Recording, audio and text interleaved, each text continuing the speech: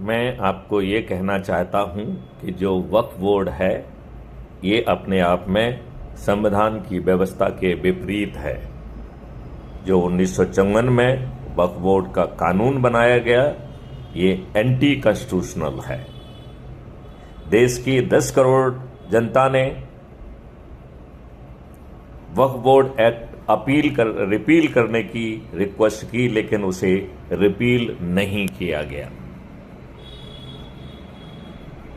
केवल 44 संशोधनों के हिसाब से सोची समझी रणनीति के तहत उसे पास कर दिया गया, लेकिन इस देश में सभी जाति धर्म संप्रदाय के लोग बराबर हैं।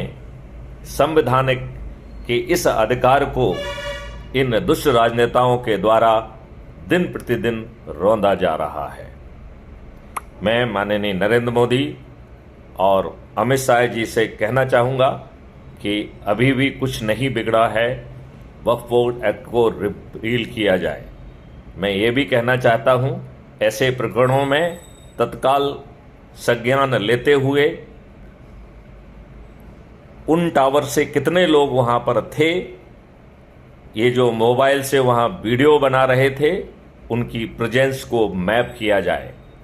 इन सभी लोगों को सहभागिता के लिए, इस कुकृत्य के लिए जेल में डाला जाए।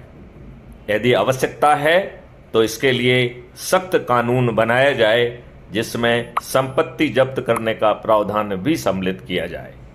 क्राइम फ्री भारत मिशन के द्वारा सुझाई गई पद्धति, जो कि भारत सरकार का national police mission for crime free Bharat है, मैं आपसे अनुरोध करूंगा कि national police mission for crime free Bharat को की रिकमेंडेशन को लागू किया जाए और अधिकतम 45 दिन में आम जनता को राहत दी जाए। मैं नरेंद्र मोदी व अमित शाह से प्रार्थना करता हूं कि वो अच्छे भारत का संकल्प जन जन तक पहुंचाएं, जिससे आम आदमी को अपराध मुक्त, भ्रष्टाचार मुक्त भारत मिले, कर्ज और टैक्स मुक्त भारत मिले, बदली हुई प्रशासनिक व्यवस्था मिले, बदली हुई पुलिस व न्यायिक व्यवस्था मिले और